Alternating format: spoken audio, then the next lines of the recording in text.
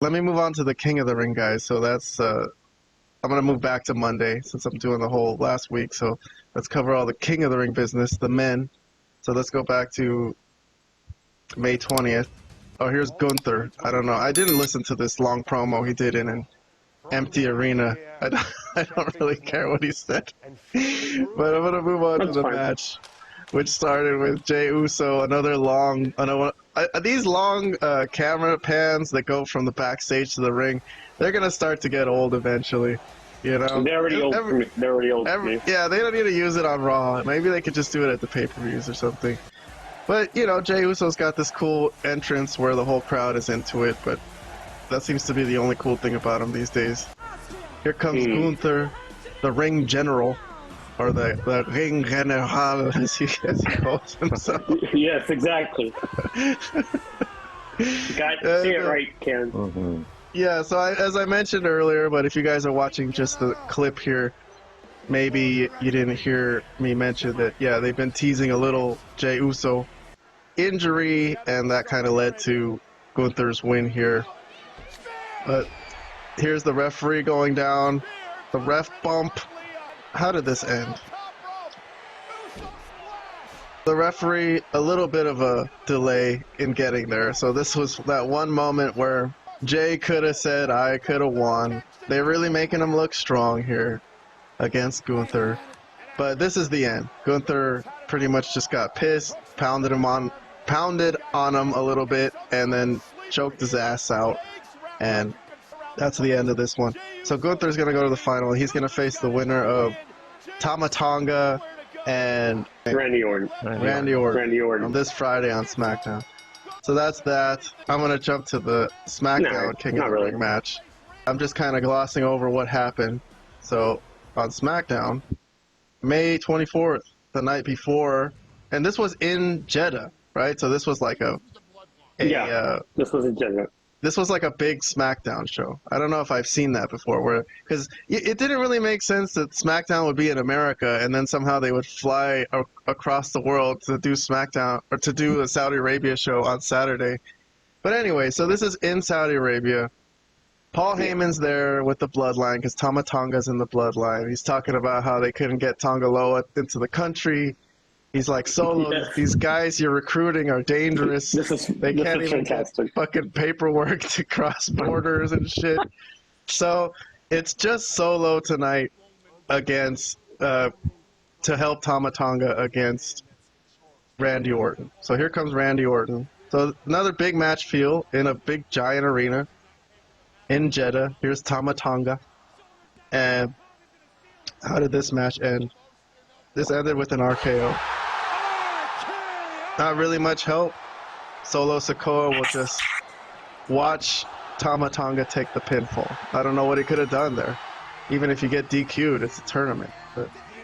So Randy Orton wins, and he's going to face Gunther in a high-profile superstar matchup at the Saudi Arabia pay-per-view for King of the Ring, for the King of the Ring final. So here is him facing off with Gunther one night before, and then there was a post-match beatdown, but Kevin Owens stopped Randy Orton from getting beaten up by Solo, but that didn't really go anywhere, I don't think. It might still go somewhere, but for this week, this Solo and Kevin Owens stuff doesn't really continue. But anyways, if anyone doesn't have comments about Tama Tonga and the Bloodline, Vlad, or any of this Randy Orton stuff. No, I mean, just real quick. I mean, yeah, it made sense because, you know, Gunther's the heel, Orton's the face. You can't have two heels in the main event, or, well, not the main event, but on a premium live event. It makes obviously more sense for Randy Orton to go over and have his match with Gunther. And plus, it's a little bit more star-studded. I agree. All right, so let me jump to the King of the Ring from the final from the King of the Ring. And this is Gunther's entrance. This is Randy Orton's entrance. A face-off before the match. Let's see what highlights I could show from this. There's an RKO. So Randy Orton did hit him with an RKO, but Gunther kicked out of it. Oh, he kicked out, and then he hit him in his injured knee. I thought this was an interesting kick out. You see, he socks him with his right hand or left hand. That's very subtle. I didn't notice Oh, that. Yeah, didn't notice you didn't notice that? No. And that led to the 3 count. I So thought again, because he was already injured, it just hurt that he kicked out and Yeah, was already injured. I didn't catch that. I didn't know that he socked him in the knee. Yeah, he punched him in the knee. After taking an RKO, had the wherewithal to do that. Very impressive. So, Gunther, I thought it was interesting that, I was thinking about it the day before. I was like, if I won the King of the Ring, I wouldn't put that stupid hat on. I would just take it as a trophy. And Gunther didn't put it on. I thought it was kind of cool that he didn't. He's like, dude, this is too goofy. I'll take the crown, but I'm not going to freaking put it on. So, there you go. Gunther is the King of the Ring. We didn't get a picture of him like Bret Hart, though, or with the crown on or anything.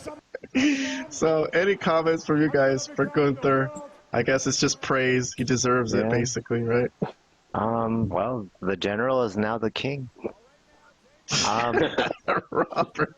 I'm just saying. All right, That's a great point, Robert.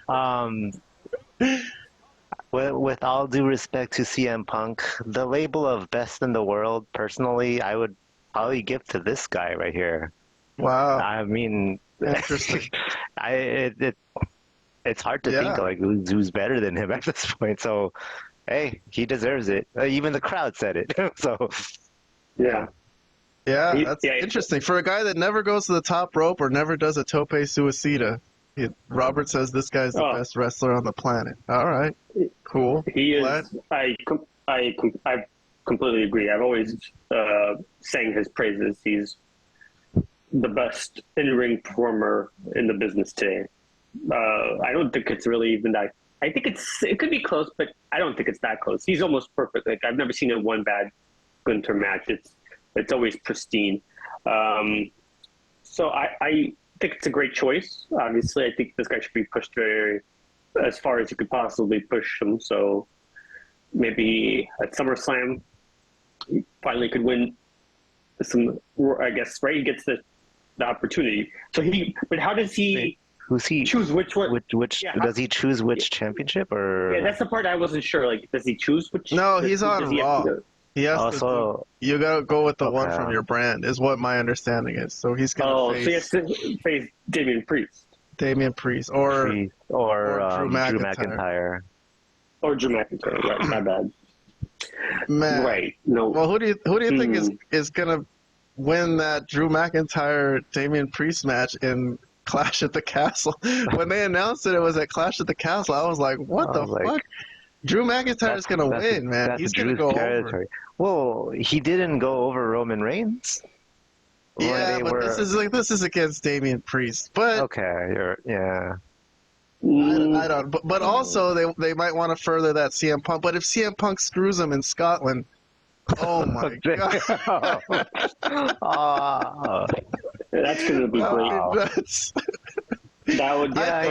My prediction is that I think. Sorry, Robert. Go ahead.